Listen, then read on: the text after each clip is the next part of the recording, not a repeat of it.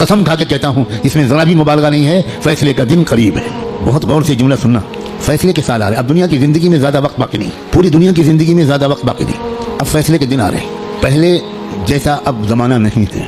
ایک ایک دن جو گزر رہا ہے یہ فیصلے کے دن سے ہمیں قریب کر رہا ہے، اور فیصلے کے دن کی جو سب سے بڑی علامت ہے جب فیصلے کا دن قریب ہے وہ ہے فلسطین کے حالات، کیونکہ اب بہت بڑے بڑے واقعات ہوں گے، دجال کی آمد بھی بہت دور نہیں ہے، اور حضرت عیسیٰ کی آمد بھی بہت دور نہیں ہے، اور امام مہدی کی آمد بھی بہت دور نہیں۔ اب مسئلہ یہ ہے کہ اگر اب بھی ہم گناہوں کی زندگی میں لگے تو ہمیں اللہ دجال کے ساتھ کھڑا کر دے گا، توبہ کی توفیق بھی ہم سے چھین لے گا،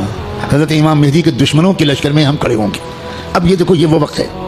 کچھ پتہ نہیں کس وقت اگلا قدم ہو جائے۔ جو نشانیاں اللہ کے رسول نے بتائی تھی آخری فیصلہ کن دور کی،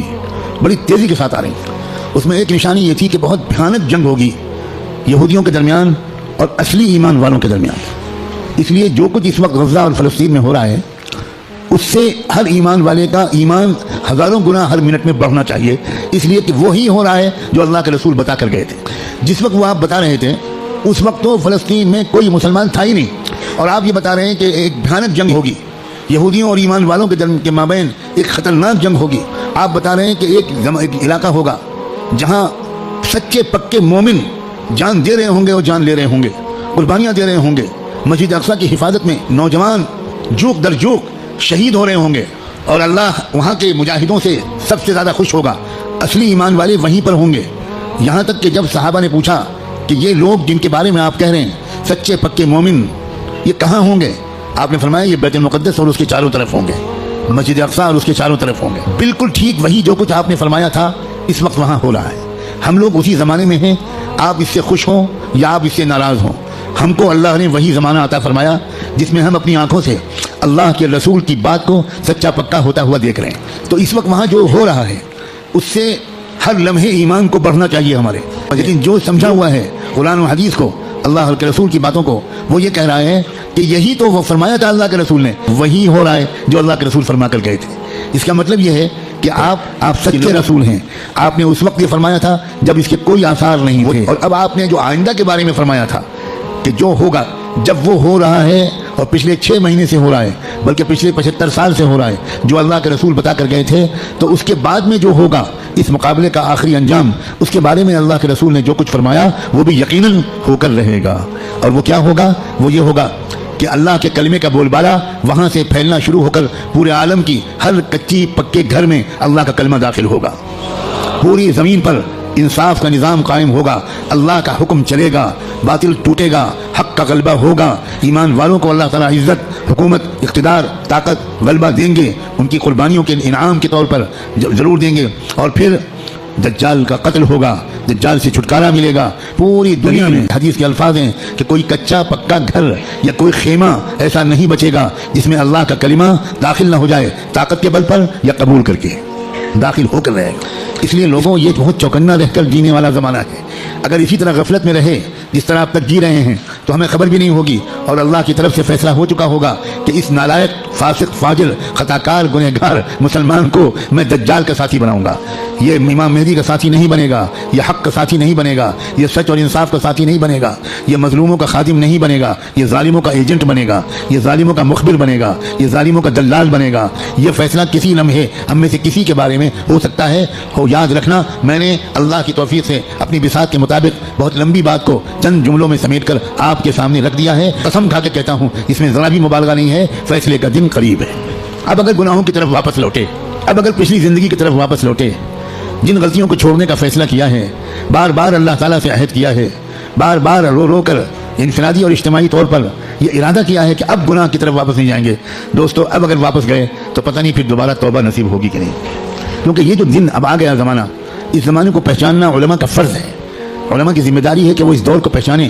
پچھلے دور کی روایتی باتوں سے کام نہیں چلے گا، اب آپ کو اکابر علماء کے پاس رہنا پڑے گا، کچھ مہینے گزارنے پڑیں گے، تربیت لینی پڑے گی، ان کا اعتماد حاصل کرنا پڑے گا۔ جب اعتماد ہوگا تب وہ آپ کو خاص خاص باتیں بتائیں گے، تب وہ آپ کو اپنے سینے کا علم منتقل کریں گے، تب آپ کو وہ امانت سونپیں گے، آپ کو ایک ذمہ داری سونپیں گے کہ بھئی کس طرح امت کے عوام اور خواص کو، امت کے مردوں اور عورتوں کو، اور خاص طور پر امت کے نوجوانوں کو کس طرح سنبھالنا ہے۔ سب سے زیادہ بنیادی بات اس وقت مجھ کو اپنے سے بھی کہنی ہے اور آپ سے بھی، وہ ہے استقامت۔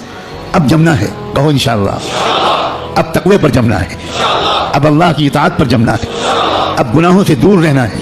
और जैसे कोई गलती हो जाए सब काम छोड़ के अल्लाह से माफ़ी मांगनी, देर नहीं करनी, क्योंकि पल पल ये ख़तरा है। जो वाकई ज़माने के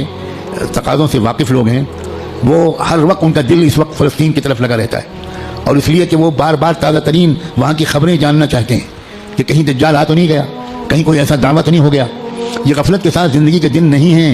गफलत के साथ गुजारने वाले दिन नहीं हैं, ये बहुत होशियारी के दिन है। और ये भी याद रखना, उल्टे सीधे मुक़र्रिरों और मौलवियों, उल्टे सीधे जो अपने आप को आलिम कहते हैं और हैं वो जाहिल, उनकी बातों के चक्कर में मत आना। वो तरह तरह की बातें तुमको बताकर तुमको गलत रास्ते पर ले जाएंगे। जो सच्चे पक्के अकाबिरीन हैं, बड़े बड़े बुजुर्गों की सोहबत याफ्ता, कुरान मजीद के मुफस्सिर, कुरान को गहराई से समझने वाले, अल्लाह के रसूल की मंशा को समझने वाले, अल्लाह के दीन की खिदमत में गुजारने वाले, जिन पर वक्त के सारे बुजुर्गों ने एतमाद का इजहार किया, उनकी बात मानना है। वरना सोशल मीडिया पर जाओ तो 50 इंजीनियर मिलेंगे और 50 डॉक्टर मिलेंगे और 50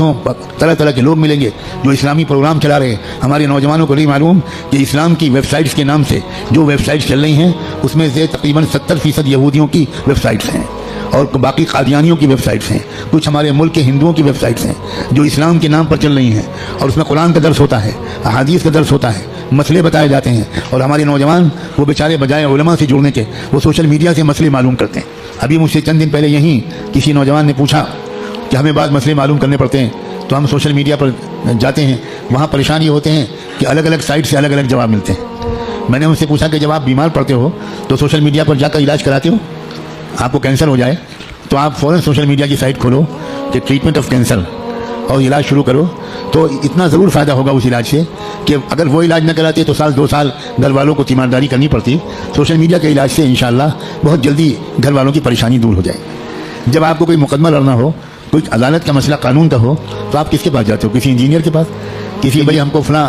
कानून मालूम करना है तो इंजीनियर साहब बता दीजिए। तो इंजीनियर साहब अगर आपके खालाजाद भाई हैं तो वो आपको मसला बताने के बजाय या मशवरा देने के बजाय अपने चपरासी से कहेंगे इनको बाइक पे बिठाओ और दिमाग के डॉक्टर के पास ले जाओ, और देर न करो, जल्दी करो जल्दी। भाई जब कोई मसला मालूम करना है तो सोशल मीडिया पे मत जाओ, किसी मुहक्किक आलिम के पास जाओ, उनसे बात पूछो।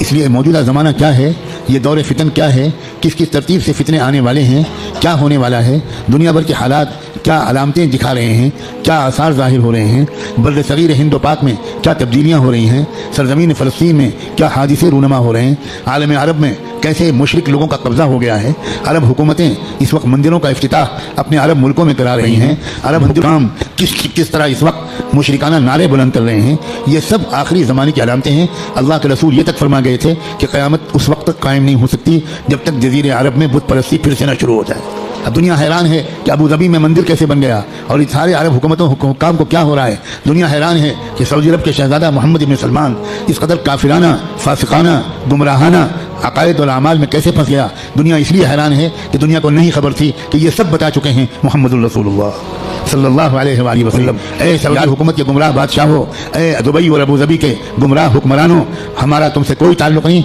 हमारा ताल्लुक़ मोहम्मद मुस्तफ़ा अहमद मुश्तबा से है। हम तुम्हारे मोहताज बिल्कुल नहीं हैं, कतन नहीं है। तुम गलत करोगे तो हम गलत कहेंगे, हमें इस बात का कोई अंदेशा नहीं है कि तुम हमारा वीज़ा बंद कर दोगे, तुम हमारी हाज़िरी उस जगह बंद कर दोगे। सब कुछ अल्लाह के हाथ में है। हमारा ताल्लुक़ ईमान से, कुरान से,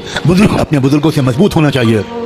बार बार कह रहा हूँ, किताबों का मुताला बढ़ना चाहिए। मुझे तुमसे सख्त शिकायत है। गुजारिश है कि आप चैनल को सब्सक्राइब करें ताकि इस सीरीज़ के आगे की वीडियो आप मिस ना करें। इस वीडियो को लाइक करें और शेयर करना ना भूलें। अस्सलामु अलैकुम वरहमतुल्लाहि वबरकातुहू।